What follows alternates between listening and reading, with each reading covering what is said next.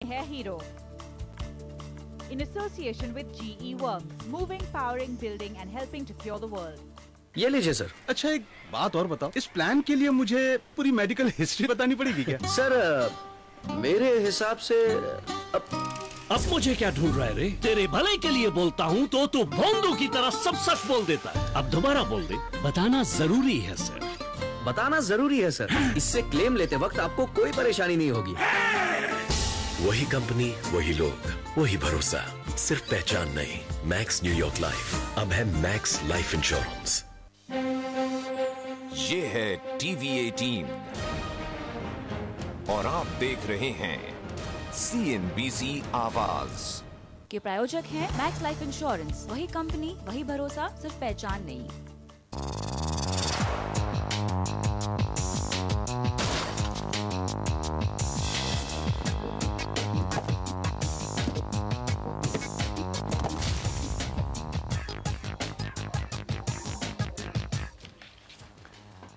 नमस्कार, your money में आप सभी का स्वागत है। आपके साथ मैं हूं स्वाति। योर मनी में हमारा मकसद है आपको ऐसी सलाह देना जिससे आपके इन्वेस्टमेंट पर आपको वक्त से पहले और किस्मत से ज्यादा रिटर्न मिले।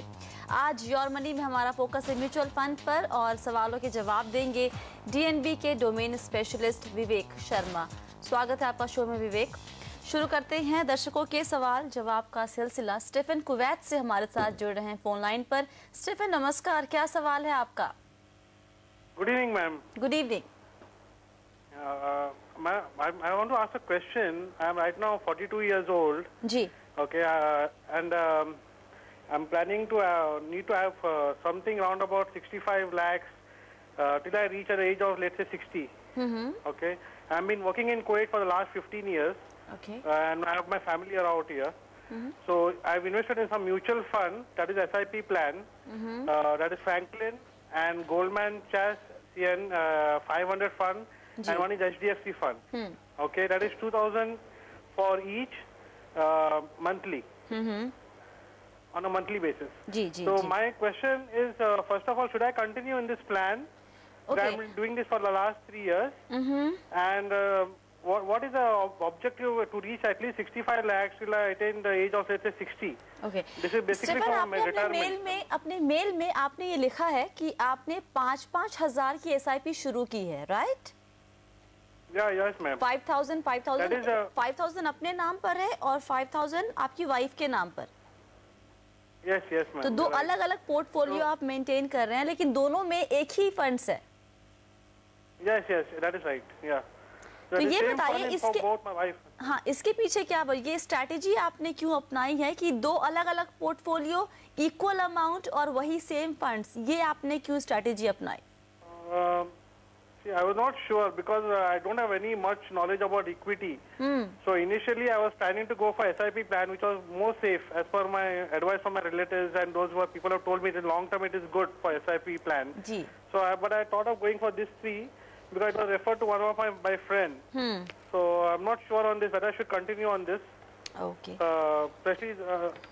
ठीक है, चलिए हम पता करते हैं विवेक से कि आपकी स्ट्रैटेजी कैसी है और आपके पोर्टफोलियो में किस तरह के बदलाव करने की ज़रूरत ताकि अपने गोल को आप पा सके। विवेक बताइए, जो इनकी स्ट्रैटेजी, पहले हम उनकी बात कर लेते हैं। जैसे कि मैंने स्टीफन को भी कहा कि दो अलग अलग पोर्टफोलियो में सेम फंड्स रख के आप अगर निवेश कर रहे हैं, इसके पीछे क्या आइडिया हो सकता है और इससे आप क्या पर्पस सर्व कर सकते हैं? देखिए, इन्होंने शायद जो इनके फ्रेंड्स और रिलेटिव से जो इन्फॉर्मेशन मिली है उसके बेसिस पे निवेश किया है। तो मैं ये कहूँगा कि ये जो निवेश की उनकी स्ट्रैटेजी है वो परफेक्ट नहीं है, क्योंकि पहली बात कि ये डाइवर्सिफिकेशन पूरी तरह से पोर्टफोलियो का नहीं हुआ है। और दूसरी बात, अगर ये इन्होंने जो 3 फंड चुने हैं वो फंड मेरे हिसाब से अच्छे परफॉर्मिंग फंड्स नहीं हैं। तो दो कॉन्स्टेंट्स हैं इनके पोर्टफोलियो में।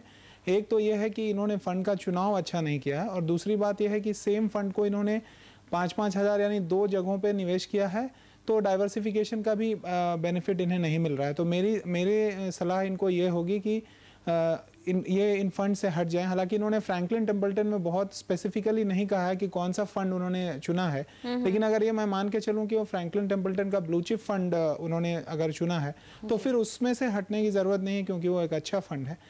लेकिन बाकी जो 2 फंड ये बता रहे हैं, HDFC का फंड और एक CNX फंड जो ये बता रहे हैं, दोनों ही फंड अच्छे नहीं हैं। तो मैं इन्हें सलाह दूंगा कि ये अपने फंड को फिर से जो अभी तक का जो निवेश है उस निवेश को दूसरे फंड में लेकर जाएं और वहाँ पे 2 अच्छे फंड जो जिसका ये चुनाव कर सकते हैं वो फंड हैं, एक तो UTI का या अपॉर्चुनिटी फंड ले सकते हैं, IDFC का प्रीमियर इक्विटी ले सकते हैं, या दूसरे भी अच्छे फंड्स उपलब्ध हैं मार्केट में, जैसे HDFC इक्विटी फंड है वो भी ये चुन सकते हैं। तो अच्छे फंड्स लेकर ये अगर अपने निवेश को आगे आने वाले समय में जारी रखते हैं तो निश्चित तौर से जो इन्होंने लक्ष्य रखा है उस लक्ष्य को ये अचीव कर सकेंगे।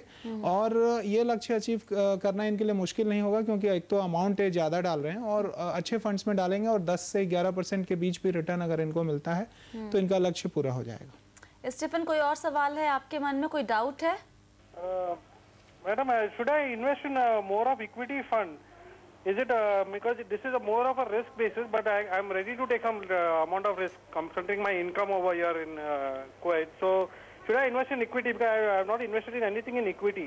The risk fund, I know that rate of interest is very बाजार high. में डायरेक्टली शेयर मार्केट में निवेश करने की बात कर रहे हैं या फिर इक्विटी फंड में SIP करने की बात कर रहे हैं स्टीफन? नहीं, इक्विटी इन SIP.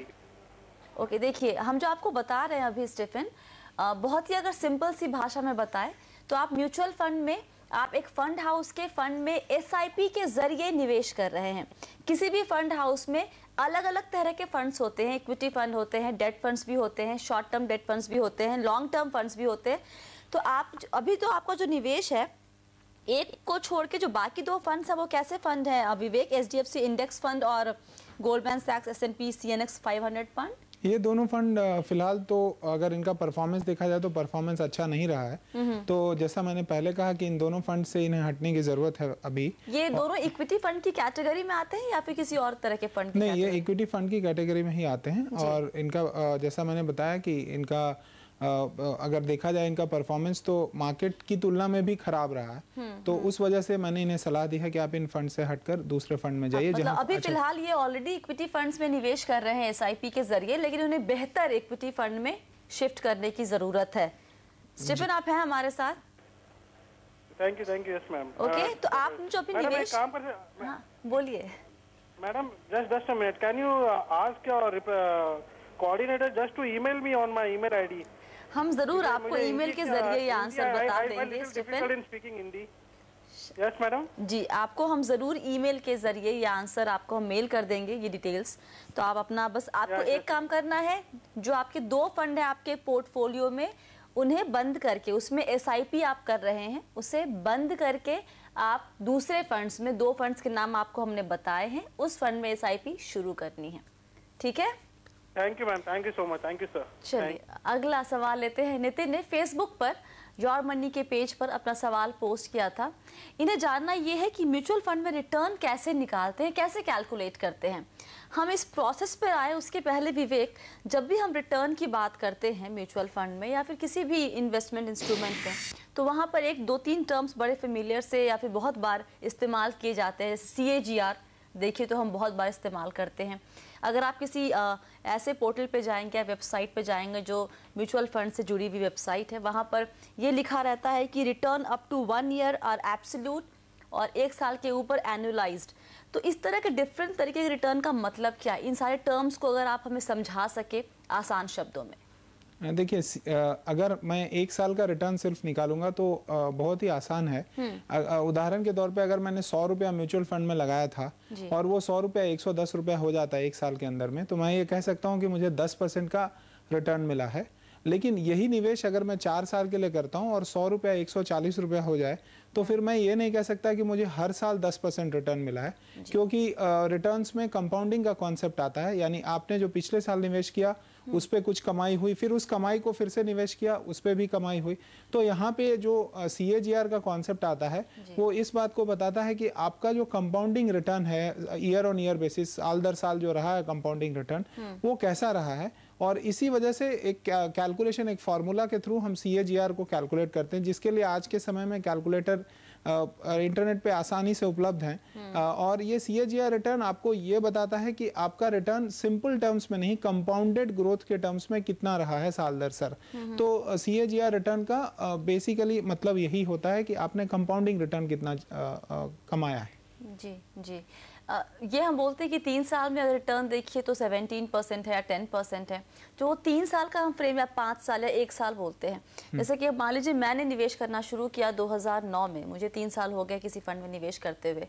अगर मैं आज ये बात कहूँ कि 3 साल में उस फंड ने 17% या 18% का रिटर्न, एक जो भी रिटर्न दिया है, लेकिन मेरा खुद का जो इन्वेस्टमेंट है अगर वो नेगेटिव में चल रहा है, तो मैं इस चीज़ को कैसे जस्टिफाई करूं कि उस फंड ने पॉजिटिव रिटर्न दिया जबकि मेरे पोर्टफोलियो में नेगेटिव रिटर्न दिखा रहा है?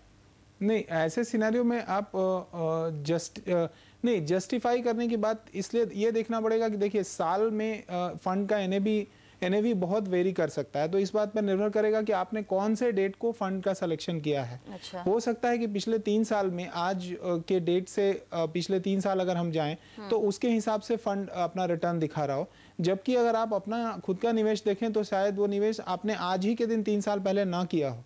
तो इस बात पे भी निर्भर करेगा कि आपने कौन से दिन फंड का सिलेक्शन किया था और उस दिन फंड की एनएवी क्या थी।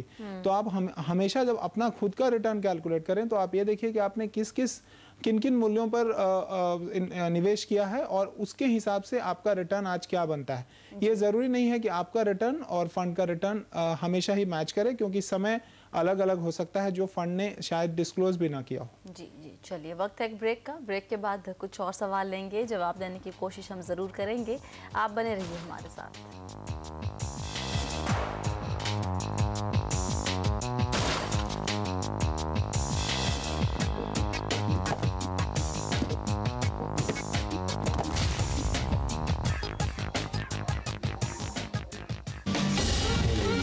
वही कंपनी, वही लोग, वही भरोसा।